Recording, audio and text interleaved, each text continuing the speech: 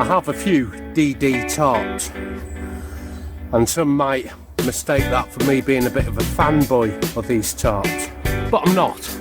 I like it because it has a hidden feature of side pull-outs that you didn't know about. The secret hidden pull-outs is all dependent on how you pitch it.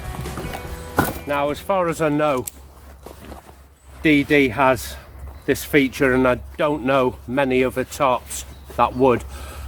But what you're looking for is the ridge line. Most tarps on the ridge line will have a loop of fabric right in the centre, but the DD has also one between centre and end.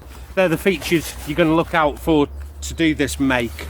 Here's mine, 3.5 by 3.5. That ½ metre over my 3x3 gives a lot more coverage, especially in a hammock. My 3x3 is kept solely to make a ground teepee from, and that would be just for ground dwelling. This is just for my hammocking. Even on this heavy tarp, the wind has got up and it blows inside when I'm in a hammock. I've adapted homemade side pull-outs from milk bottle tops, and there's a video on that, but this is a more permanent thing that's already pre-attached, so it only remains for me to put it up, and we'll have a look at that. Luckily, this comes with an illustration of exactly what I'm talking about, with this being the ridge line.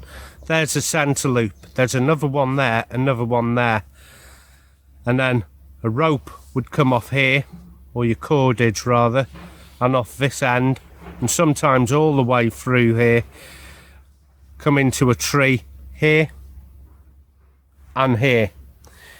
To utilise these as wind pull-outs, we're going to have to do something a little different by switching the direction. Now, the tree is here and here, with the lines coming to them, and you can see these former tabs that were once on the ridge are in the exact location we need to make side wind tie-outs.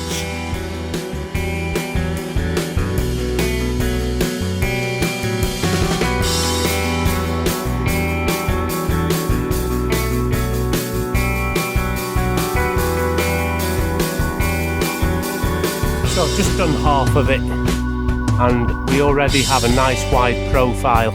Now I can use that extra loop to make a tie out.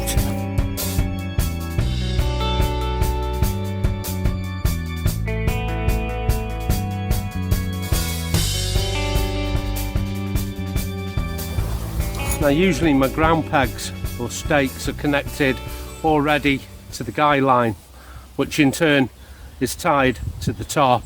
This saves a lot of time. People are worried it might get tangled up, so on the other end I've put a beaner, so it's beaner to your guy line, and then a prusik on there, so I can travel with or without. And the reason I've done that so I can detach it is I can use this for a tent, and it's simple enough to take off without untying everything.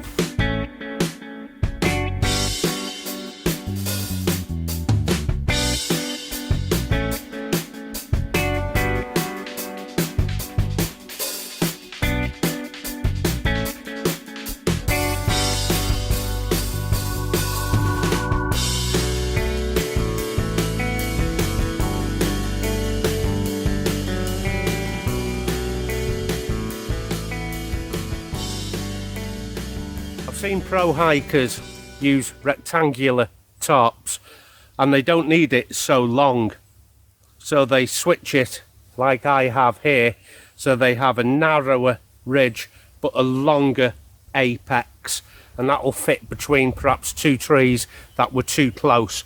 So it's still got all its strength because the ridge has been dissected now this way here, so I have only half the amount of pressure from midpoint to the end. So any tension pulling is only pulling from the centre, not all the way. And it is plenty strong enough. If you have a tarp made of Dyneema or sil nylon, I would probably go down the road of making proper side pullouts. And that's coming up as an episode 2. Just adding in an upright support off the actual tie out is a lot better, obviously.